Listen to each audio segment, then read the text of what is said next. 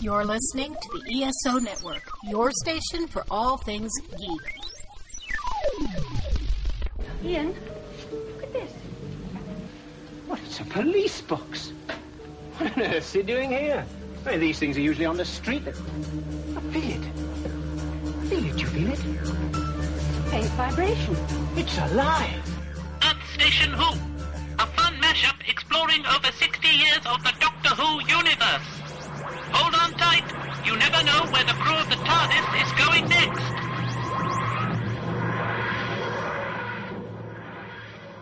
Whale! Spectacular! Is she? Doctor? Where's the doctor? Where is he? There's this woman following me. Who is she? I don't know. Jack is unbound. What the hell have you Hey there, Whovians, and welcome to another episode of Earth Station Who. That's right, folks. We are back, and we have an amazing one for you tonight. We are talking all about 73 yards. There will be spoilers. People have been complaining that we haven't been giving spoiler warnings at the beginning of our shows. And I looked at them and I told them, we're doing reviews. What do you expect that we're going to do? So, I'm giving you the spoiler warnings now, folks. How exciting! Spoilers! Thanks for everyone who's been listening. Our numbers have been going through the roof with us, and thank you. And thank you. Everyone who has been joining us weekly, following our reviews of the season, everyone who has been with us for a lot longer, thank you. For all of you who haven't, shame on you. Shame.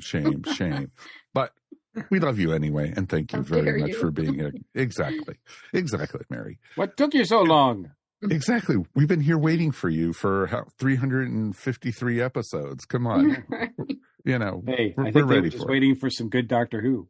Touche, my friend. Wow, Ooh, Chibnall wow. bashing. What was that, like All 2 right, minutes? 2 minutes into the show for the first Chibnall bash. I didn't mention any names. Uh-huh. Mm-hmm. Sure. Uh-huh. So, wonderful to see you guys. This is going to be an interesting one. We were going to play around and not have the theme song, the intro for us, and just go right into it. Sounds familiar, huh, folks? But we got a great crew to talk all about it tonight. Welcome our guests, as always. Jeremy Wilcox, welcome back, sir.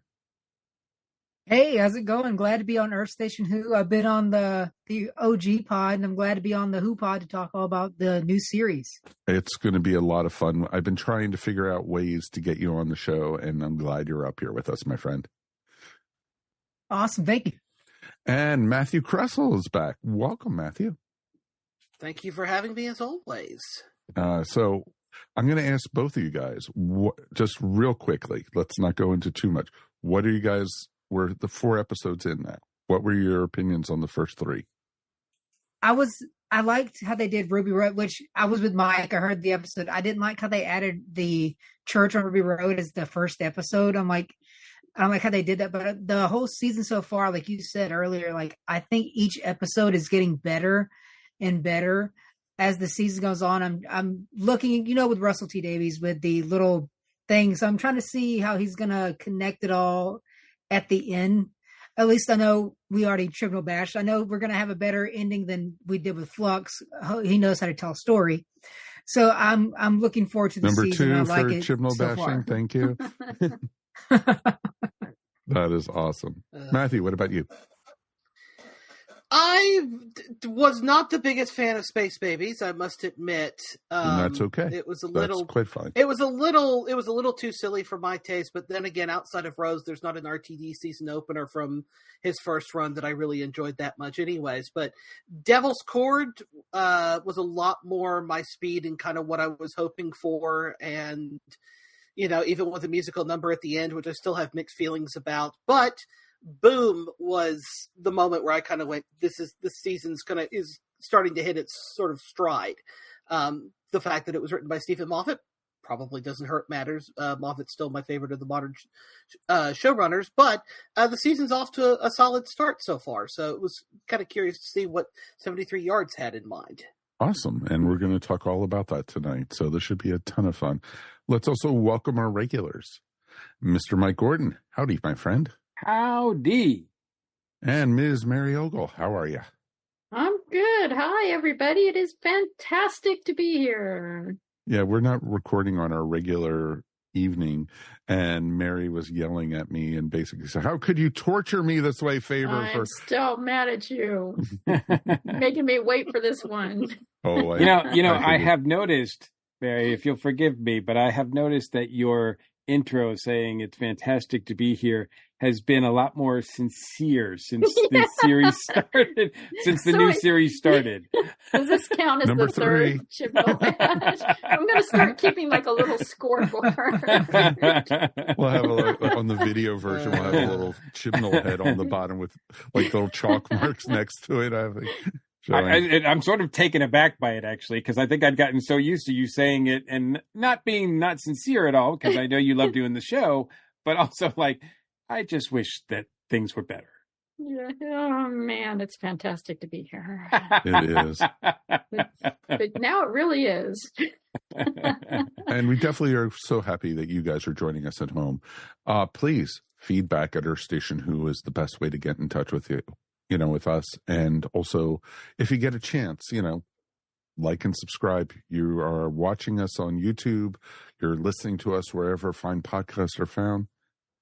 Give us 5 stars. Give us a thumbs up. Depending which the player you're using, it's always a great way. And if you like what we're doing, please like and subscribe, as we always like to say. It's always the best way you can do it. And we do appreciate it. And we do pay attention to this. Heck, we try to even write everybody back who writes us and everything. So, we're, that's how big of Whovians, and that's how much we love you guys. So it's always good. All right, let's dive in. There isn't any real Doctor Who news, so let's get started. 73 yards.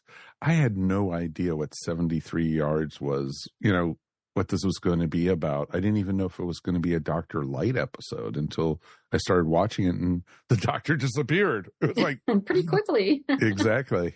Yeah. I found out reasons why later, of course, but we'll talk about that later in the episode. But it was an interesting story. I'm glad to see Dr. Light stories, because I don't really think we got those during the Chibnall era. Did we? Did we? I don't think we did.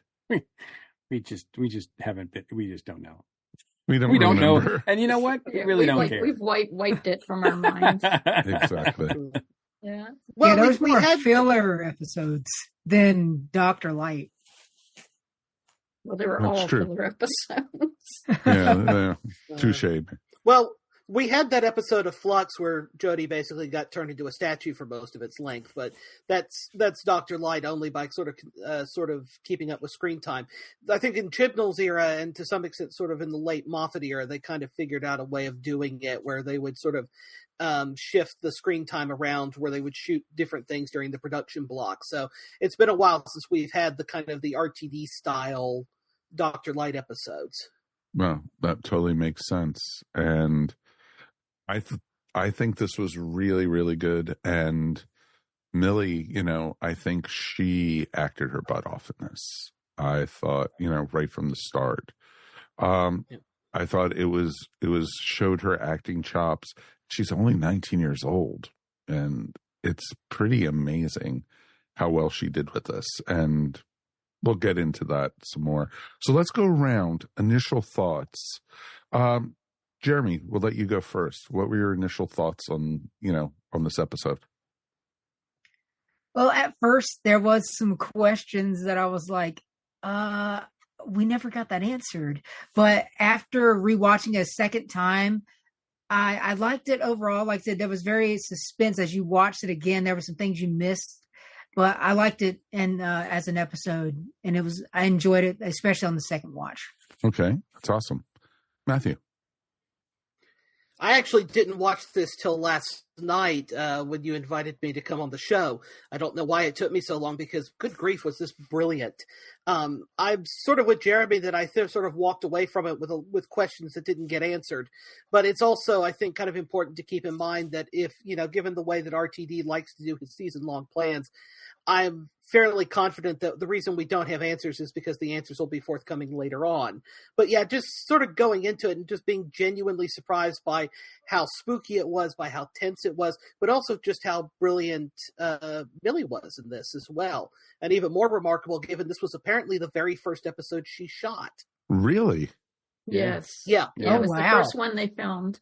Yeah, because Shooty was busy doing one of the another first show. block. Yeah. Well, I know because I know Shooty was filming Sex Ed, I think so. Yeah.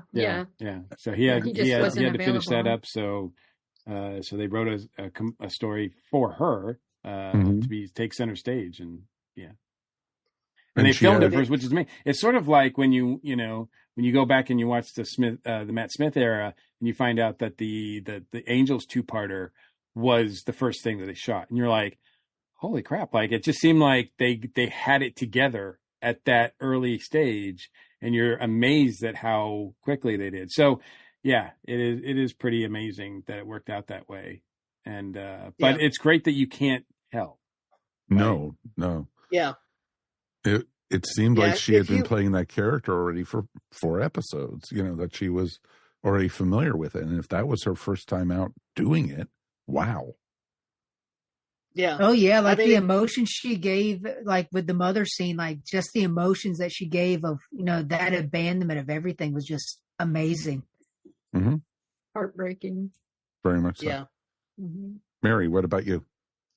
I love this episode so much. Oh my God, Russell T just outdid himself with this. I love Stephen Moffat, and I think I like this one better than Boom, which isn't really saying much because I really love Boom too. Yeah. So, and they're totally different things.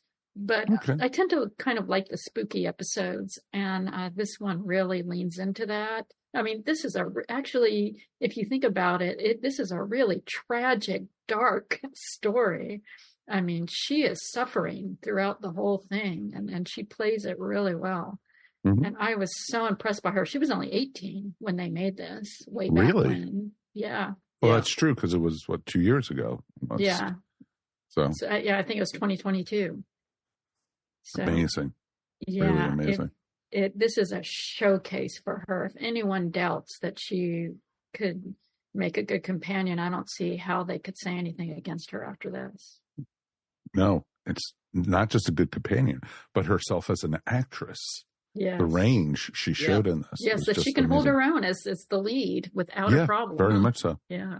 She had a great supporting cast, She had someone almost in every scene with her, so it's okay.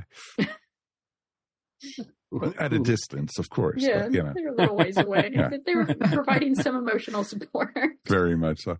Mr. Mike, but she was, but it was herself. I mean, she was just acting with herself. So, yes. Kind of. Mr. Mike, what about your thoughts? I enjoy this one. This one has a definite, I love the fact that this is a 4th one. We've gotten 4 different styles and different kinds of stories, different genres, that kind of thing. And I like that this one taps into that. I think Russell said it was like, Welsh horror, folk horror, which it definitely taps into. You definitely get for us old school folks, you definitely get a Hammer vibe from a lot of the stuff here. I think there was a show in the UK that I enjoy called Journey into the Unknown, which I got a vibe from that off this show a lot. It definitely and I agree with everybody that Millie knocks it out of the park in her acting wise. I still don't know at the end of the day if we know much more about Ruby than we have, because I've kind of been saying that, that I'm kind of been not frustrated, but I just want to know more about Ruby as a person. And despite the fact that she's, the big figure in this, I think a lot of it is repetitive. And I think it's intentionally repetitive, and it works in this story, but it doesn't necessarily tell us a lot of anything new about Ruby. And certainly for those of us who are wondering what she is or isn't or whatever the plan is for her, there's not really a lot of clues here. I don't know if I think this episode should be able to stand on its own. And there's too many people that are saying, and quite rightly so, Matthew, I'm not blaming you because you just said this, but it's like, I think we'll get the answers of what happened here later on. And to me, that's not cool. Like, I don't think this story should work as well as it does if you just waiting for answers later on. Like, I don't want to be like, oh, well, I watched the 6th episode and now this one made much more sense to me, because I just feel like that's not really what should be happening here.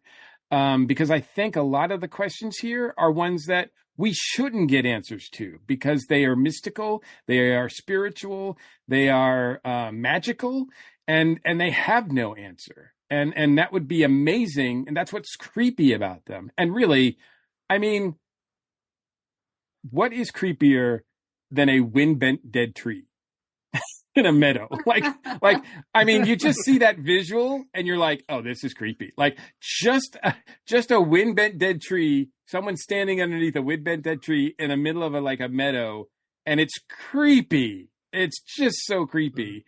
And I think this is more of a interesting emotional piece than it is a amazing story. I liked it a lot. But I do feel like, if you're one of those people that always needs answers, yeah, this one is not for you.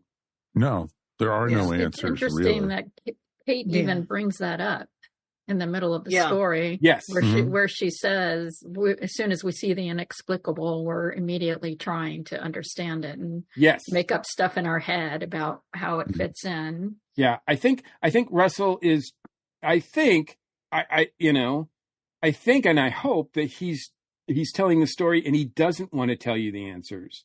And I think a lot of this stuff shouldn't be answered later on. That doesn't mean that there isn't stuff with Ruby that should be addressed later. Obviously, she's got a mystery about her past, but this is really more to do with Ruby and how her ultimate nightmare is abandonment issues, which is frequent from a lot of people who are orphans.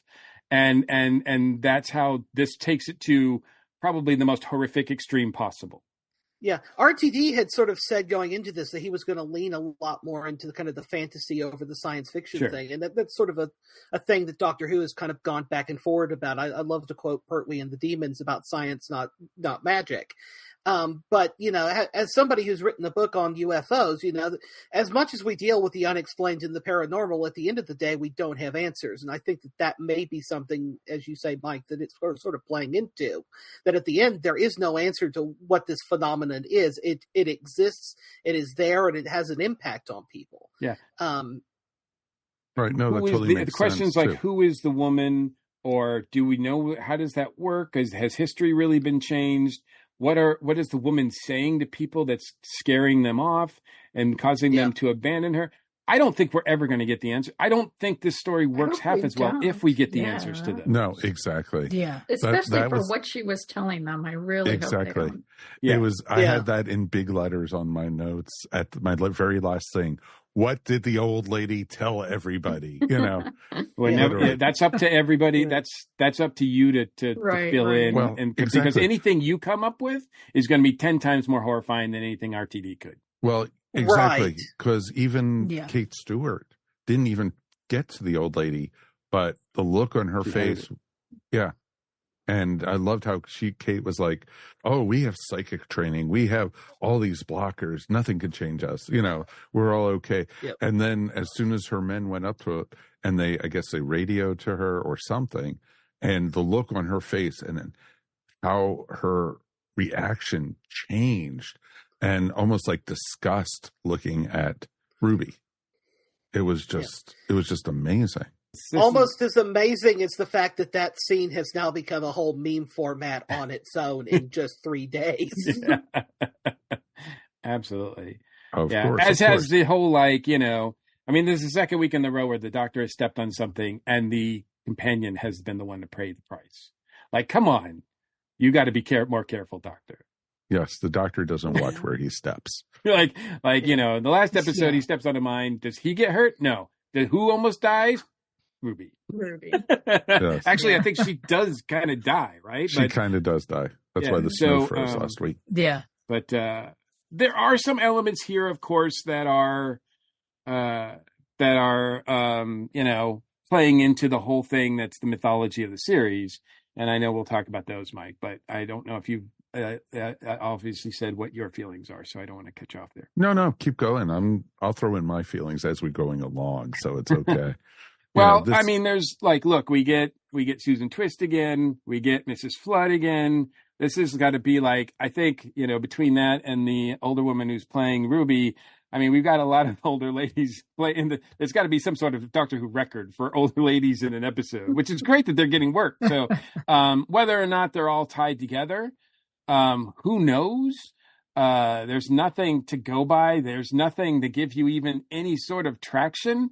They're all just sort of loosely slipped in here. So I don't know if what that all means. It's interesting, but there's nothing that's going to give you more of an answer to those questions about those two individuals in particular and what they mean to the whole story. It was real interesting, the whole Mrs. Flood thing.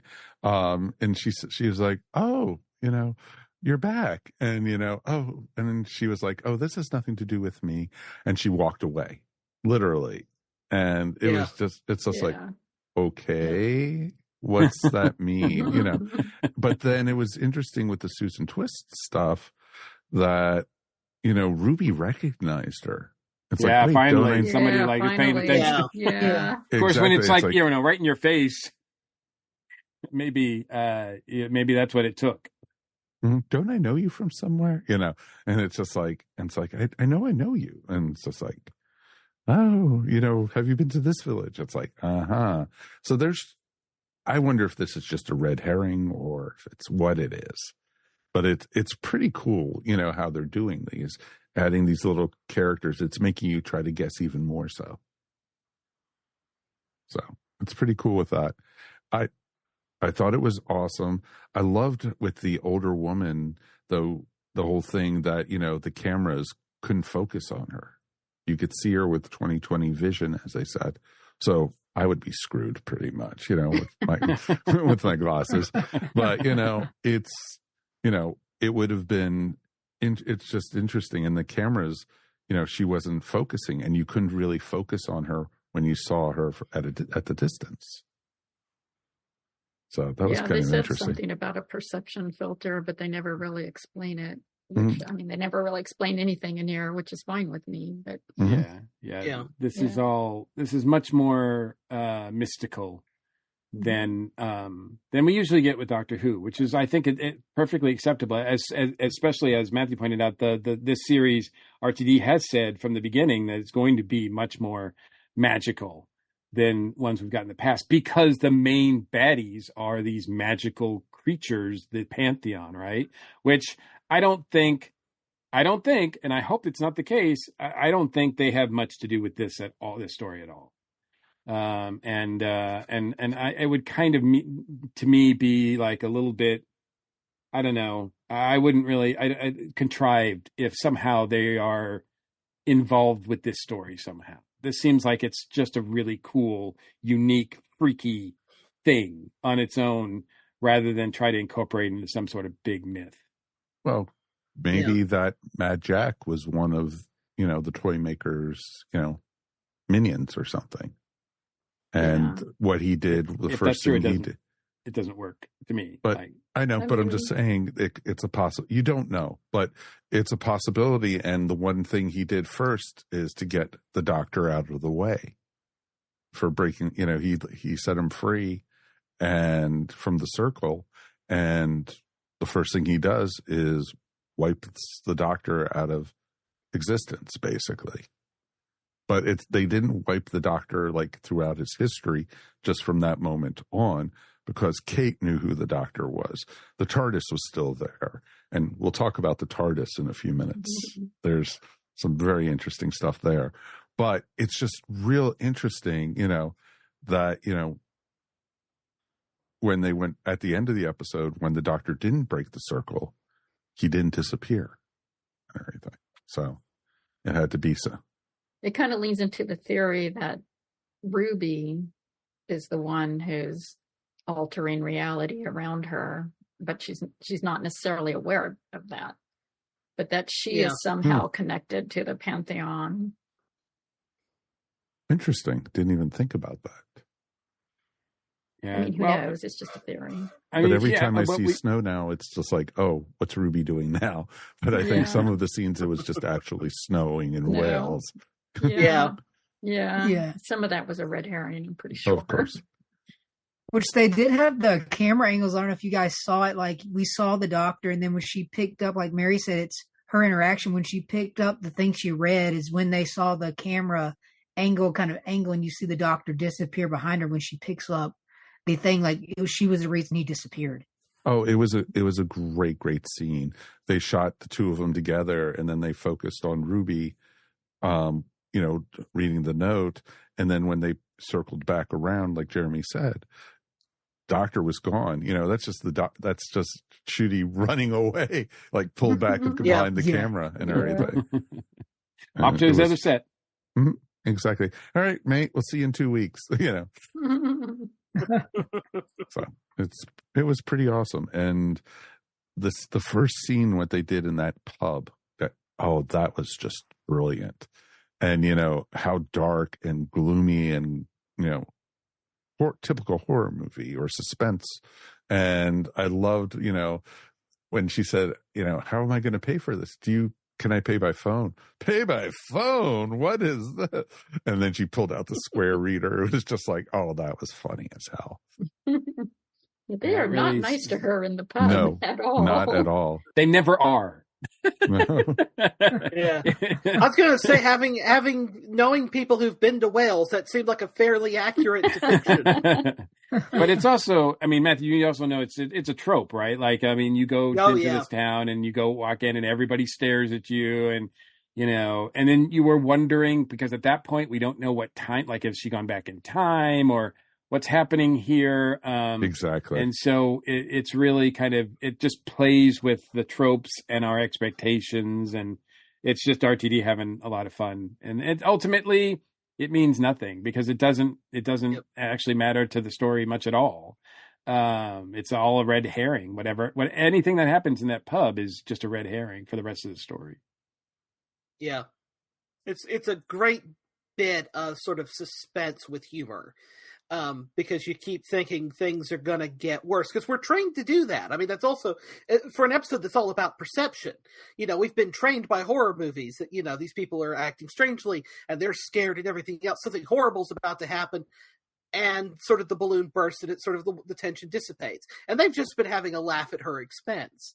And it's sort of a wonderful sort of bit of sort of playing with the tension, but also getting rid of it. But just when you think everything's going to be fine, the old lady is 73 yards away, still standing outside. Yep. Mm-hmm. Yep.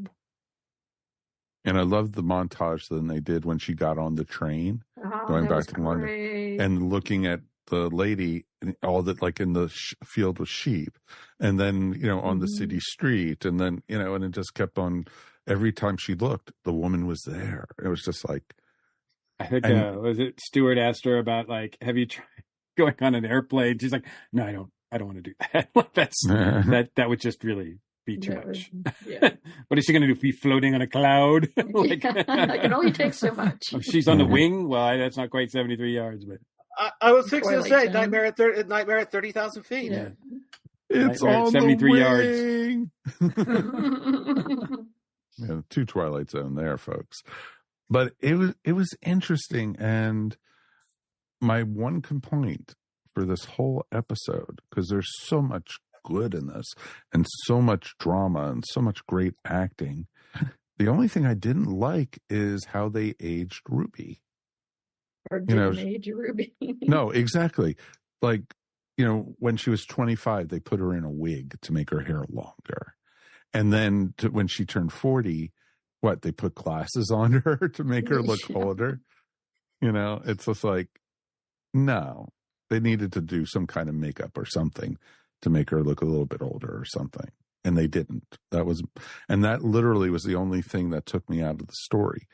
But otherwise, I thought the story was really well done and everything. Yeah, I was that same way with the makeup too. Being a special effects makeup guy, I was like, wait a minute, if she's like almost 40, like they didn't age her at all. Like And being a classic Who fan, with the TV budget of the makeup, even if it's sort of bad, like she should have had a little more than what you said with the wig and glasses. Mm-hmm. I think to me it was just like, it's just Hollywood 40. Like if you look at like, actors or celebrities that are 40, they don't look like I did when I was 40.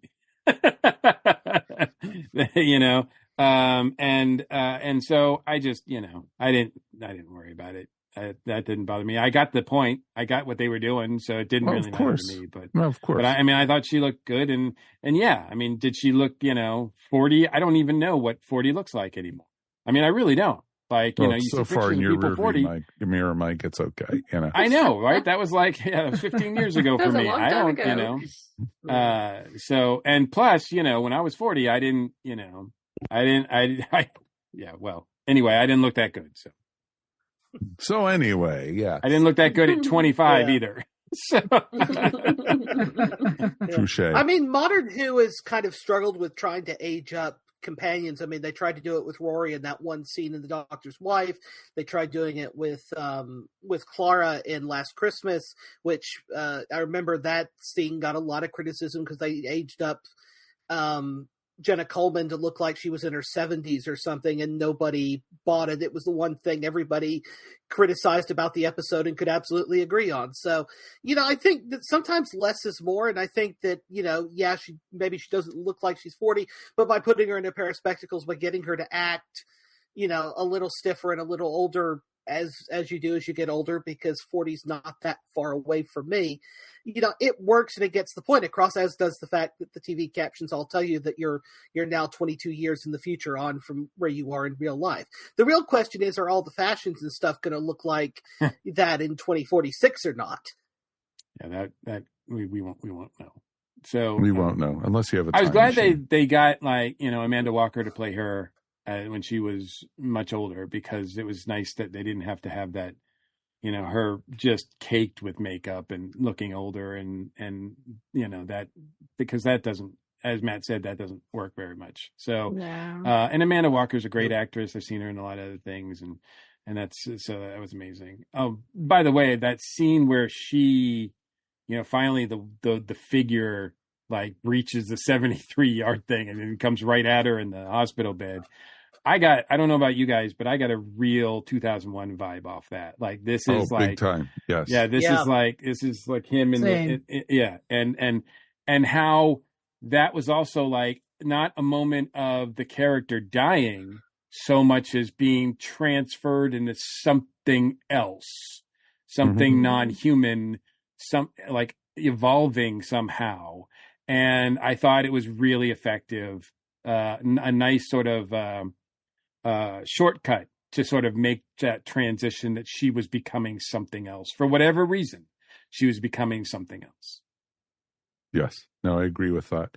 And it was great because the way they were flashing the light, it went from dark to light, and the woman was standing closer and closer, but you couldn't still see the face. It was like her back was turned, or the hair was in her face or something. I almost felt like, what was it, that one movie where the woman came out of the TV? Yeah, The Ring. Yeah, The Ring. Yeah. I felt something. I got that kind of vibe to it also.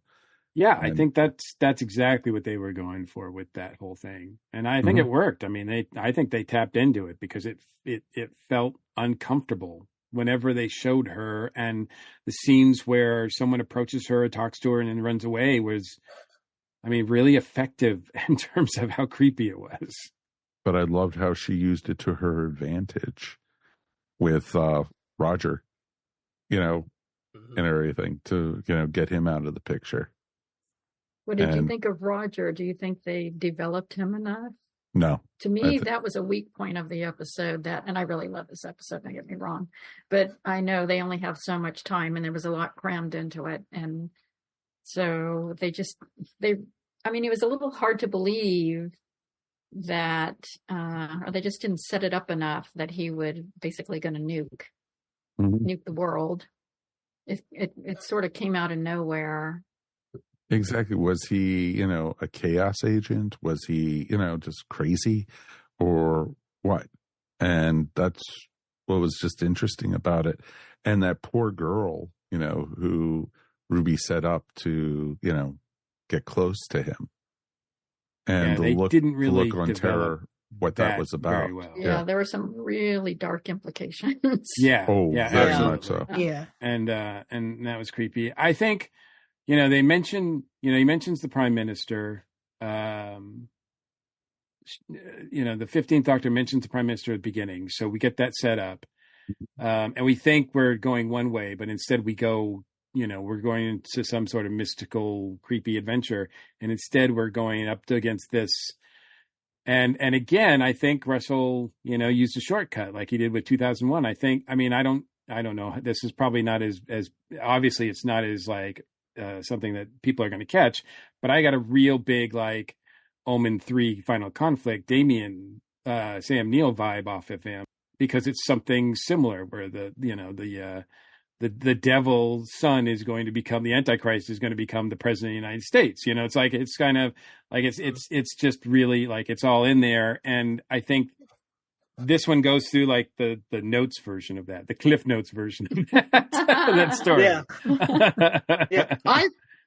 On a similar note, I thought a lot about Stephen King's The Dead Zone, but also the 80s film version of it. Yep, that's a good one too. Yes, playing that part. Yes. So it was. I think the episode could have done one or the other. I don't necessarily think it needed to do both, but it also. That said, I think the idea that Ruby has that this is why everything's happened. This is here to take care of this problem, and then I can get my life back. The old lady will disappear, the doctor will reappear, and life will carry on. And it turns out it's not as simple as that. Right. No, that doesn't. Right. She still has to live out a natural life. Exactly. It was interesting though, because Mike, we had done a book review called Rewind.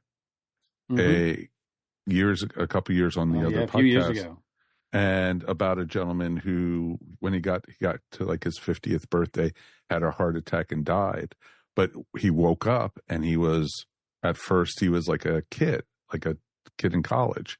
Then he went through his life again, died, and came back, but later in his life, and each time his life got shorter and shorter because he came back at later periods. And he still had all the memories and everything.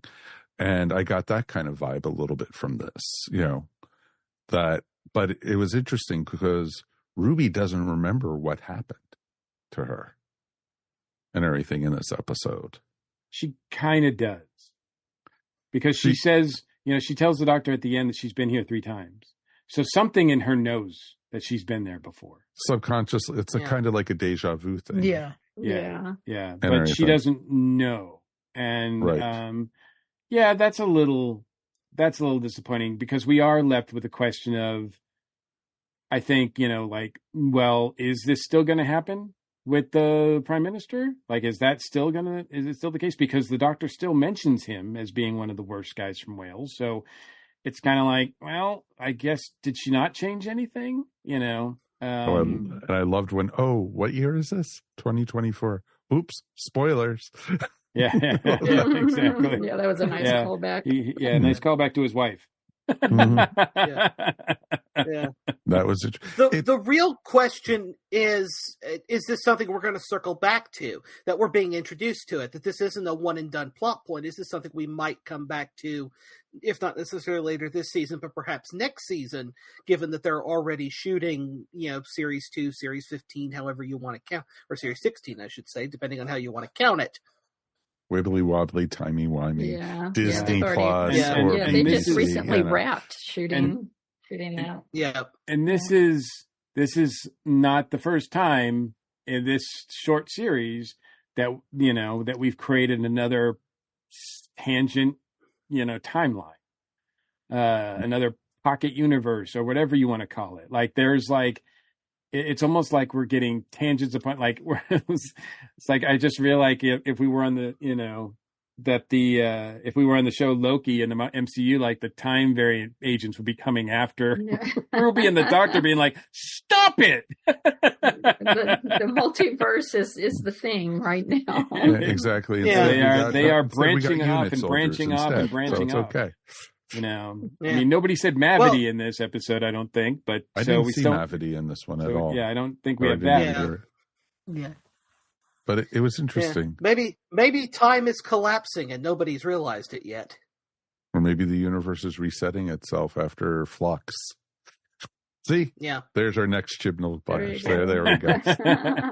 I'm not touching that one. Now, a comparison that Matt was talking about with the movies too, did anybody get a It Follows vibe as well? Like, I also got a It Follows vibes.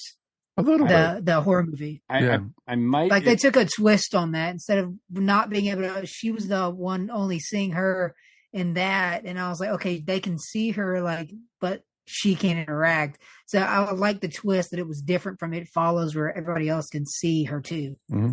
Yeah. It was interesting too, because everyone, you know, it's like when she goes, can you see that? You know, can you see that woman over there? And they're like, when they brought it out, you know, when she brought the attention to it, yes, but it had some kind of perception field, like you guys were saying, because she said, you know, she's even had coworkers drive around the woman, but not realizing they were, and everything, not hitting her and such. It was just real interesting. Yeah, one of the things it's a mystical being. Yeah. Yeah. One of the things Kate Stewart said was more and more supernatural stuff all around. And, you know, and it's just interesting that it's becoming more and more apparent, you know, that something the Doctor did with the toy maker released more supernatural instead of, you know, so I found that interesting. I also liked when Kate was like going, and it's like, oh yeah, you know, we can help out with, you know, we pick up all the old Doctor's old companions and help them out. Give them jobs. Give them jobs, places to live, you know. Yeah. So it was, I loved that. And so it's like, oh, so she's in charge of the Doctor Who support group now. Got it. Yeah, because that did surprise me that it took so long for them to meet, because I was, you know, my own timeline, and granted, we don't know how long Ruby's been with the Doctor at this point, because, you know, they've been time jumping between episodes. So we really have no idea how long they've been together. Well, they did say, you know, she did say, I haven't been with the Doctor all that long, but Kate said, but it feels like a lifetime, doesn't it? And she was like, yes. You know, right, but what does that mean? Not that long. It doesn't mean anything, you know. Right. Exactly. Yeah, we don't know. So she's not experienced UNIT before. She doesn't know that there's other companions, kind of like she doesn't really know all of that yet. So she can't. So that's why it's striking to me. It was striking to me in the beginning when she just abandons the TARDIS, abandons the Doctor, and just is like, well, I'm just going to go back and live out my life or whatever. And I'm like, wow, that's cold.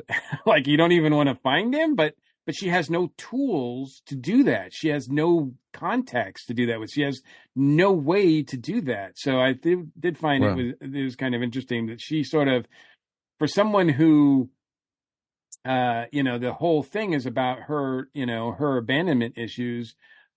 She was pretty quick to abandon the Doctor, I thought, because she was under the impression that he had abandoned her. Well, exactly. But the other thing was the TARDIS wouldn't let her in. She had the key, but the TARDIS was not letting her in. Was the TARDIS blaming her for the Doctor disappearing? Was the TARDIS afraid of Ruby? The TARDIS just knew something was wrong. Exactly. Yeah. Was the TARDIS the old woman? We know that the TARDIS can project itself before. We know it's taken on human form before. You know, is the old woman the TARDIS trying to get Ruby to do something to reset things, and it takes, you know, decades for Ruby to figure out that's what she has to do? An interesting theory. I don't know if I subscribe to it, but it's an interesting theory. I don't know if I subscribed to it myself, but I saw somebody was speculating online, and I went, "That's an interesting thought." Yeah, and I didn't really get the feeling that she was abandoning the Doctor. To me, it was more like she just was out of desperation. She did not know what else to do. She couldn't get back in the TARDIS. She had no support system in Wales at all. So she went back to what was familiar, because what else could she do? But she could have hung out and tried to figure out a way in the TARDIS. She could have, I don't know if I would have been uncomfortable leaving the TARDIS just there, and leaving all those unanswered questions. But that's, I don't know. So, but you might have felt differently though if you felt rejected by the TARDIS, because the TARDIS isn't allowing you in. Right, and a lot of people, I think, that's why I saw a lot of theories suggesting that. We didn't see this, so and these are wild, suppositions, but that the Doctor, met with the woman and ran off too, and that's why he wouldn't let her in the TARDIS. He changed the lock. I have seen that theory out there too. Really? Yeah, that's crazy. Look, I've seen that's the thing about stories like this, and RTD loves this, but it's also something. It's like a mixed bag, because you have people wondering and thinking and trying to figure stuff out, but then you have all these theories that if they don't pan out, like at the end of the season, if people don't find out what the woman talked about or what the woman said to people, are people going to be mad?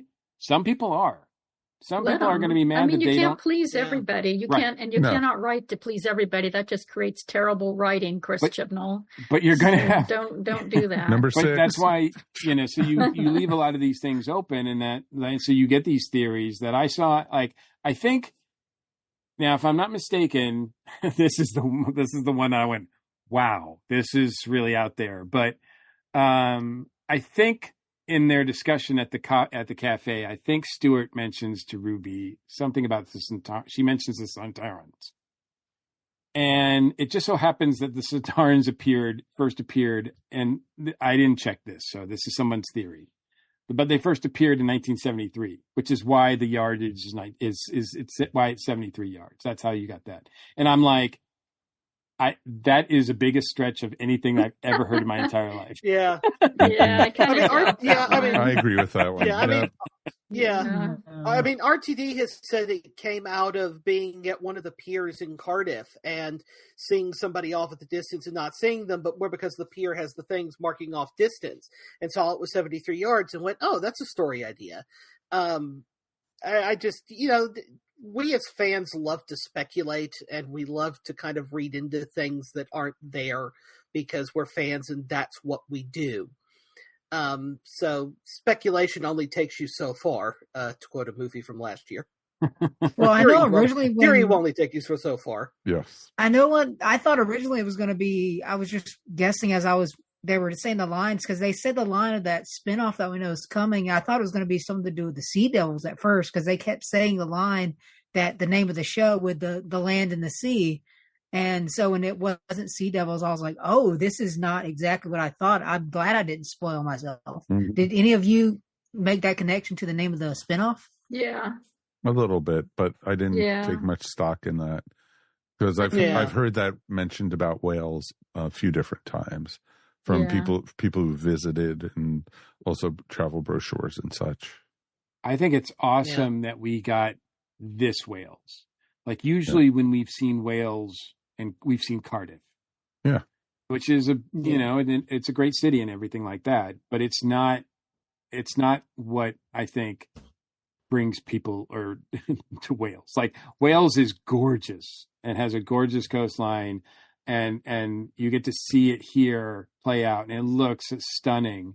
And I'm so glad that they kind of that they focused on that part of Wales rather than hey, we're just having another adventure in Cardiff again. Yeah, it's interesting. I'm going to go back to Roger Williams. Is that how they pronounce his last name? Roger Ap Williams. Because I think the G is silent, right? It's I think so. Yeah. I got a very Harold Saxon feel from him in a lot of ways. There are definitely some vibes there. Yeah, some vibes it's like, too. Oh, Master. No. It's like, no. They're not going to go there. I thought, as far as, like I mentioned, shortcutting it, I thought he did a great job, and he seemed menacing enough. He seemed like a character right out of a creepy Hammer horror movie, really. And so I thought that worked really well. I found it interesting that his party was the Albion party. It just really reminded me of, there is a comic series that Alan Moore did with his daughter, Leah Moore, called Albion, about superheroes coming out of Great Britain, and it's a really interesting comic. People should check it out. Which, if you're looking for a Doctor Who connection, the covers for that series, all the covers were done by Dave Gibson, who also did Star Beast, did the interiors of that. So, very British comic that I definitely recommend for people. Right.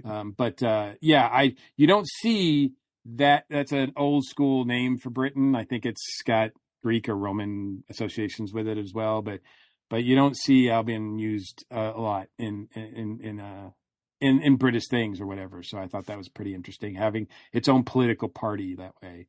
It's almost like Russell's way of saying, like, let's make Britain great again or something like that. Yeah, well, I think that is kind of what he was doing. Absolutely. Oh, yeah. Absolutely. I mean, definitely got those vibes too. It's just, Russell is not subtle. So I love that. No, I mean, he's basically saying here's just another narcissistic sociopath who's out to destroy the world. Yeah, and exactly. it's up to us to stop them. And it did feel like he was playing off some of the territory he did in Years and Years, for anybody who's seen that with Emma Thompson's character in that. That's true. That's very, very true. Absolutely. I thought there was a lot of great moments in this, but I agree some of the characters could have been deeper. I think that's the part of the problem, because it was, a 43-minute episode? And it was literally, I wish they would have gone to a full hour, because there's so much more they could have gone even deeper into with this. Yeah. It does make me curious about the novelization that we're getting from Scott Hancock that's supposed to be published in August, because that thing's got a 200-page word count, or page count, I should say, per what I was reading online. So I'm wondering how much material that didn't make it into the episode is going to be in that book, potentially, that's going to go further into this. Yeah. Maybe we'll find out what the old lady said. Yeah, well, there's a lot of times in the novelization where you the author takes it upon himself to explain things that were not either properly explained or left unanswered in a teleplay, and that would be interesting if they do try to take it upon themselves to do that, because I don't know. I mean, we'll see how it plays out, but I don't want to see, like I said, I hope this is just a weird occurrence of an episode and not anything that's really telling us things that are going to be addressed later. In fact, if we don't see the Prime Minister guy again, I'm fine with that. Mm-hmm. Yeah, I should mention Scott Hancock, who's doing the novelization, is working under RTD in the script department at Bad Wolf, working on the show. So I would think that RTD has to be being consulted, or it was consulted as the book was being written. So, but whether the answers in that are any more definitive than the online speculation or anything we've said here is, of course, a whole nother matter. Mm-hmm. Has RTD ever done a novelization? He did one of Rose. Okay. That was part of the first batch of Modern Who novelizations, which is I have mixed feelings. I read that book last year, and I have mixed feelings about it, because he parts of it are great and sort of expanding upon it, but it's like the whole big Auton attack at the end of the episode, which lasts 5 minutes on screen, takes up like 50 pages, and you can tell there's moments when RTD is just trying to fill in the word count somehow. I love it. All right, guys. Any final thoughts before we go ahead and rate this one? One last question I have for everybody. Sure. Because I'm torn on this. Shooty comes out, and he's only in this for, like we said, a little bit, like maybe 10 minutes. I don't even think it's 10 minutes. Not even 5 10 minutes tops of yeah. screen time between the beginning and the end, right? Mm-hmm. Comes out in a completely different outfit that he's worn in the previous episodes, which he continues to do. He does not have a set costume, right? Which is kind of cool. It's kind of his thing, but I do admit that it's kind of from a marketing perspective, it's kind of difficult to market a guy who always is changing his outfit. Merchandising, merchandise. Yeah, exactly. Like to have that look so that when you see him, you're like, he's the Doctor. So I think it does require him, and I think he's more than up for it as far as an acting challenge to personality wise, be that guy. But as far as he's getting no help from the outfits other than he always looks great. So I don't know. How do you feel about, I mean, this is just a throwaway. Like he could have been wearing something that was in one of the previous episodes and it wouldn't have mattered. But I think they've made it clear that every episode now or every adventure, he's going to have a different look. And I have mixed feelings about it. So I just wondered if it even registered with anybody else. I mean, it doesn't bother me at all. I just take it as this is a quirk of his particular Doctor's personality. This quirk happens to be, I'm going to wear a different outfit every time. Mm-hmm. It actually shows that he showers and changes clothes and everything. Well, we don't know that. He changes clothes. Yeah, we don't know if he takes a shower. We don't know that he showers. Yes. We would hope they all do. Yes. Yeah. I have wondered if it's kind of a response to the seemingly endless criticism of particularly Classic Who as well, that, the Doctor never changes his outfit. That they could be on a desert planet and the Doctor's still going to be wearing a frock coat and everything else.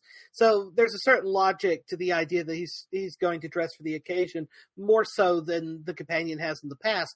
On the flip side of that, you talk about the merchandising issues and not being able to identify the character.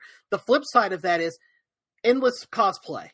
That's true. And already when I was at Chicago TARDIS last November, there were the outfits that we knew he was going to be wearing.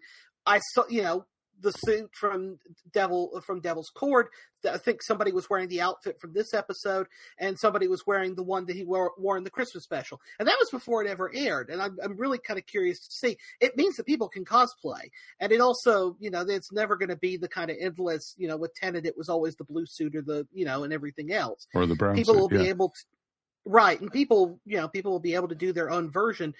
Because it's also one of the things I occasionally hear, about people cosplaying is, well, that outfit doesn't look good on me. Well, now you don't have to pick one outfit. You can do whichever one you like. So it's from a fan point of view and from somebody who does the odd bit of cosplaying, it's a godsend.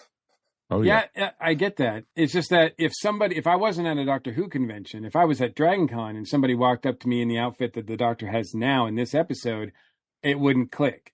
If someone walks up to me, if I see someone with a scarf or something like that, or some of his more iconic looks, I get that right away. But it just makes it more difficult to recognize. And I do wonder if, for a show that's trying to get new audiences, like if that's something that is hurtful at all. Yeah, but that's not something that other popular shows do. I mean, in most shows, people are wearing different clothes in different episodes. I think, Mandalorian always wears that outfit. In fact, we hardly ever see his face. Half the time it isn't even really the actor. Exceptions rather than the rule. Percy Jackson always wears what he wears.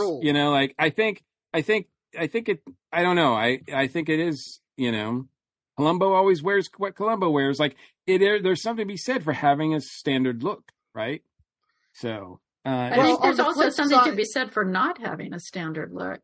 Exactly. Yeah. Right. And the other thing is if you're in an outfit and somebody doesn't recognize you, it doesn't matter. Having in my Seventh Doctor costume, I have been mistaken for a Christmas character at a mall before, which was a very strange circumstance. So, if people don't know what the costume is, they're not going to know what the costume is. So you might as well just wear whatever. And, other doctors would swap costumes from time to time as well. I mean, true, the silhouette never changed with Pertwee, but Pertwee was, red and black and purple and everything else, changing his jacket all the time. And Davison and Colin Baker would take their jackets off, from time to time too. Sylvester changes his suit jacket, in his final season. And in the books, he completely changes his outfit later on. So, I think it sort of depends on what you're aiming for and what you're expecting out of the outfit, but also that people are going to necessarily recognize that.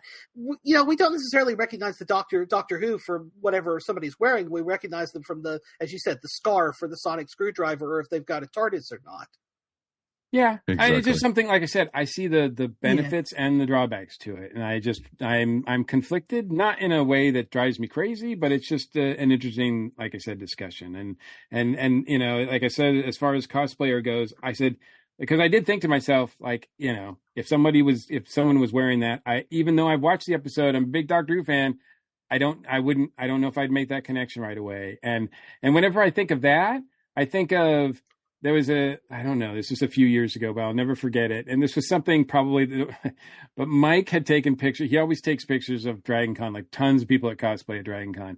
And he took one of the pictures that he took was this guy who was dressed like Charlie Brown. And he was just wearing a yellow t-shirt with the pattern on the t-shirt.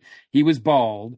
But he didn't have the little squiggly line on him or anything, but he was just bald and had the t-shirt on and pants.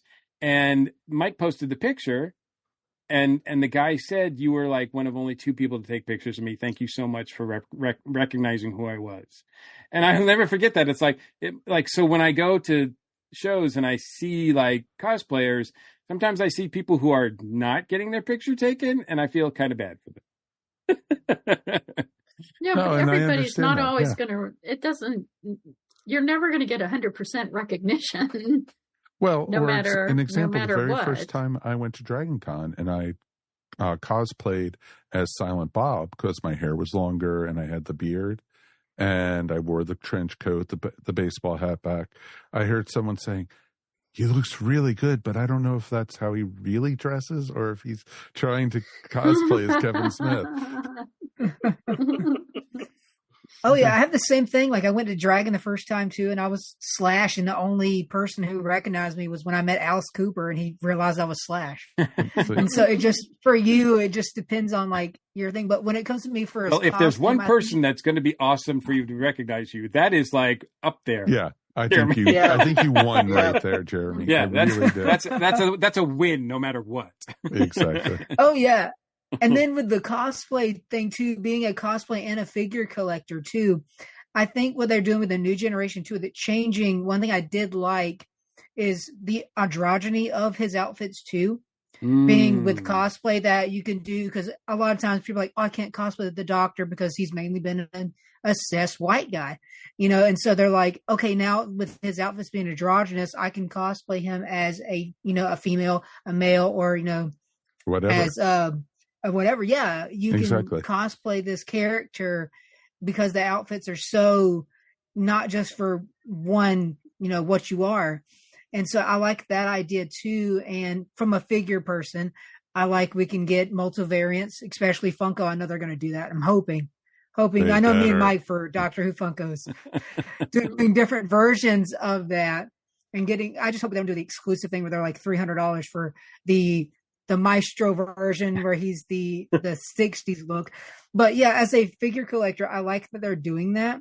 So I'm hoping with that we get more merchandise with different variants. And for some people who have certain outfits for their favorite episode, like I have a rose, and I know a lot of people it's If on it, the New Earth episode from the second episode from the first, the second season with David. And it's that outfit from that episode. And I'm like, okay, I like that it's a different variant because it's this costume from that episode. And it's my favorite episode. So I put it with that David. So I'm hoping with that we get, a variety of different figures and more merchandise. I'm hoping exactly the same thing. Well, all right. I mean, they're all going to be variants because there's no standard yet. No, exactly. Yes. Yeah, I think the only thing I have is he has stripes in all of his outfits. That's the only thing I can see so far is there's stripes in almost every one of his outfits so far. And no matter what, the Shooties makes it work, man. He looks great. Oh yeah. He looks great. He always looks stunning and ready to go. All right, kids, let's go ahead and rate this one. 1 out of 5 TARDISes, 1 being the worst, 5 being the best. Matthew, you get to go first tonight. Oh, I think a 4.5 is what I'm going to do if a half TARDIS will destroy the universe as we know it. I think I'm still aggravated by some of the unanswered questions at the end of it. I feel a little better about that, having sat through the conversation and Mike sort of raising the point about the paranormal and the mystical and not always having answers to things. But that being said, I think that there's parts of it which are overdeveloped, there's parts of it which are underdeveloped, but it's really kind of held together by the spookiness of it, but also Millie's performance. And given, as we said, this is the very first thing that she shot, she knocked it out of the park straight away. Mm-hmm. And it'll be interesting to see if we revisit any of this later in the season. But maybe my score will go up or down depending on that. But for now, I'm going to stick with a 4.5. Okay. Mary? I think I'm also going to give it a 4.5. It fell apart for me a little bit on the development of Roger Rapp William, but not to the point where the whole episode fell apart. I mean, I think the episode as a whole is very effective. It's an absolute showcase for Millie Gibson, and I really liked having that kind of character study. I mean, I actually do. I realize it didn't give us like concrete backstory, but I feel like it gave us emotional backstory. And I think it touches on a really primal fear, which is, that a lot of children have, which is, losing your parents. And I thought they did that really effectively. And I also liked the way she kept soldiering on no matter what. I think that said a lot about her character. Oh, a lot of the loss she went through was heartbreaking when her mother, that was so tragic. Was on the phone she's with driving her. by in the cab, or when the cab's driving by the with cab, her. The look that she gave. But then when she was when she was on the phone with her, it's like, and she said, I'm not, I'm not even your mother, and your real mother didn't even want you, It's just like, that was just like, here, just rip my heart out right here and everything. Yeah. I think that's a lot of children's greatest fear is losing their parents in one way or another. And they really tapped into that. And I think that said a lot about Ruby's character. Mm-hmm. So, I think I'm going to stick with a 4.5. Great episode. Okay. Awesome. Mr. Mike. I'm going to go with a 4. It's not enough for me to give it a 0.5. Sorry, guys, but I did like it a lot. It was really, I was engaged through the whole episode. There wasn't any point where I was like, this is just whatever. It was a nice change of pace coming from RTD. There's no, it's like, it's really difficult to reconcile. Like, this is the same guy who gave us Space Babies. Yeah. I mean, the same guy who gave us Turn Left and Midnight. Yeah. I mean, he's very complex. I mean, he's capable of some, and it does what Doctor Who, I think, does best and what most people remember Doctor Who for. Because when most people talk about watching Doctor Who as a kid, they talk about being scared, going behind the couch, getting creeped out by this monster, that situation, whatever. And that's been a trademark of Doctor Who, like, as long as Doctor Who's been around. So I do think that this is right there for that. And it does take a very interesting take on that. And it's one of those, And I think I was not bothered by some of the looseness of the resolution and what it means for this story. And too much has been placed on what it could mean for going forward. And so I really hope, it actually could get less points from me if it's followed up with in any way. Because I just don't know if you should really add to this, but I enjoyed it overall. Oh, and the performances are amazing. Okay. Jeremy. I have to say it's a 4.5 for me, like the others. I'd say it's just because the emotions that we've seen in Boom and this is just on top of that after seeing Judy and now seeing her do her take with her emotions and that scene, like we were all talking about in the car, I can relate to that. So it hit me a little harder because I've had that moment before with a parent of the abandoning them. So that scene hit me a little harder. So that this episode, just with the showing her character, just her already not feeling who she is and like not knowing her background, and then just taking what she already had and established and just ripping that away with that little bit of that she had of belonging. It just tore so much at me. But it's like I said, if this is what we're getting, like I'm just, every episode has gotten better and better, and I'm just can't give it a full 5 because I want to see what that ending is going to be, to see if that's going to be the one that's going to top the rest of it, you know. So I'm giving it a 4.5 with just what we have so far in the season and what this episode brung to the entire story itself. Okay. For me, I'm going to do 4.75. And, you know, damn.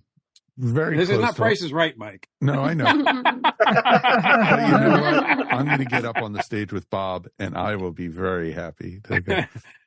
You won a new TARDIS. Can I change mine to just $1?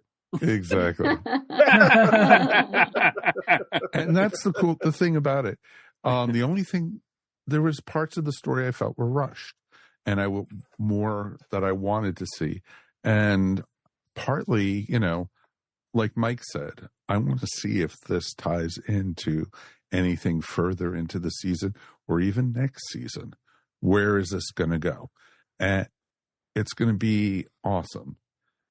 Millie acted her butt off in this. She earned my respect. This will be something that I'm going to probably want to watch a couple more times because I want to see what I've missed.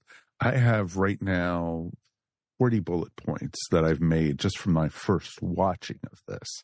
I'm going to be very curious to see what the second or third or even fourth version will do. So I'll be very curious to see where we go with it.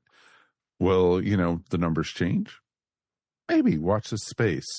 And, you know, but I'm very happy with the direction this show is going. And, you know, the haters are always going to hate. The haters are out there. You know what?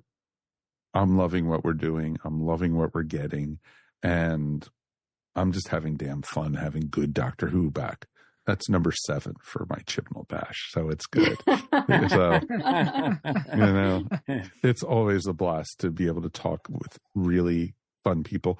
And all of us didn't agree on stuff, which is always better. And everything, all positive, but we had all different points that we liked in this.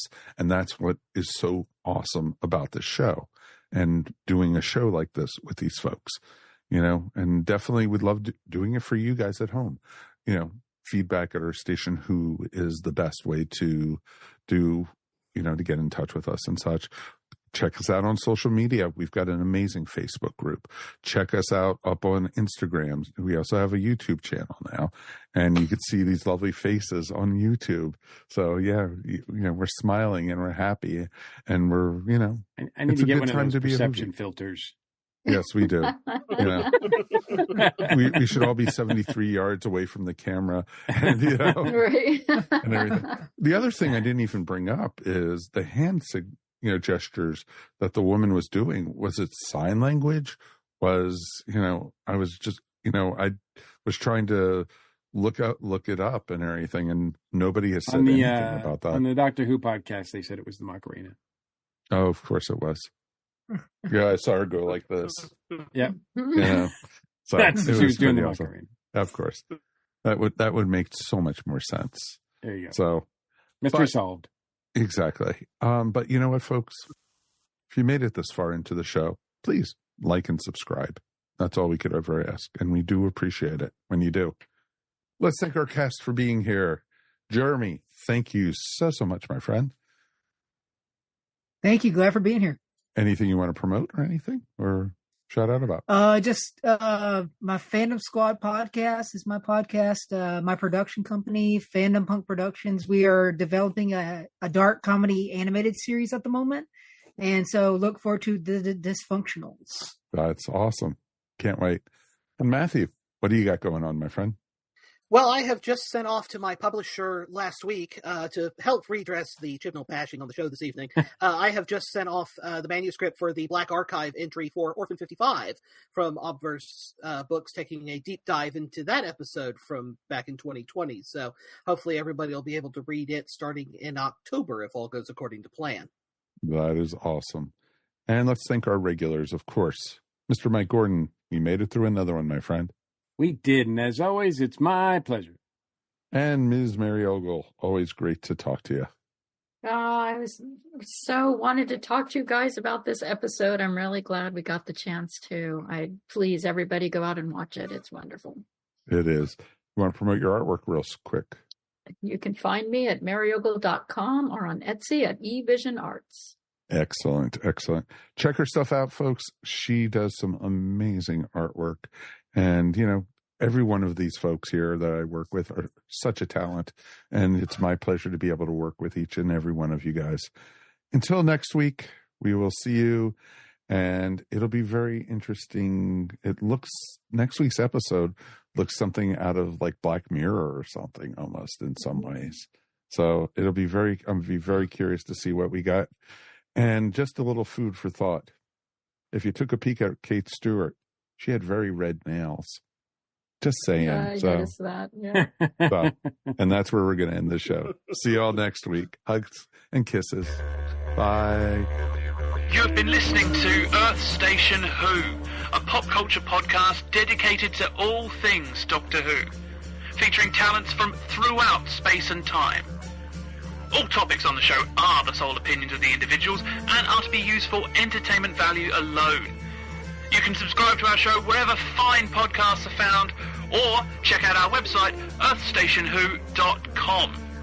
Don't forget to check us out on Facebook or Instagram, and if you enjoyed the show, please write to us at feedback@earthstationwho.com. Thank you so much for listening, and we will see you on the next journey of Earth Station Who. In the Cosmic Pizza Podcast, your pizza delivery guys, Paul, Dan, Sean, Casey, serve you a slice of life. We talk to women in comedy, voice actors, directors, producers, and authors. We also talk about conspiracy theories, our top 3 films of the decade, famous people we confuse with each other, and our favourite stand-up comedians. We've recast Star Trek and Babylon 5 and created alternate superheroes. But most of all, we have had so much fun doing it every 2 weeks. 2 weeks! Cosmic Pizza Podcast is not about the cosmos or pizza. This has been a broadcast of the ESO Network. Be part of the crew and help support our shows by donating to our ESO Patreon or by shopping at the TeePublic store, which can all be found at www.esonetwork.com. The ESO Network, your station for all things geek.